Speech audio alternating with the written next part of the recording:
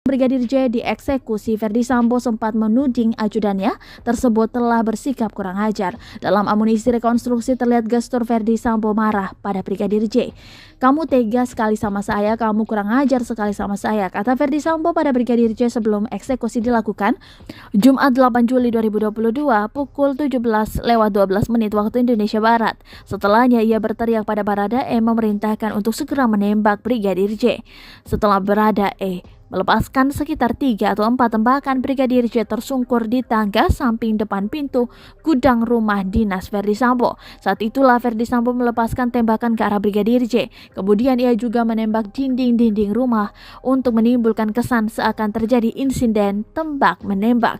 Seusai eksekusi, Verdi Sambo menjemput Putri Chandrawati yang berada di kamar dan mengantarnya keluar rumah dinas. Putri Chandrawati kemudian diantar Brigadir Riki Rizal atau Brigadir RR pulang ke rumah pribadi.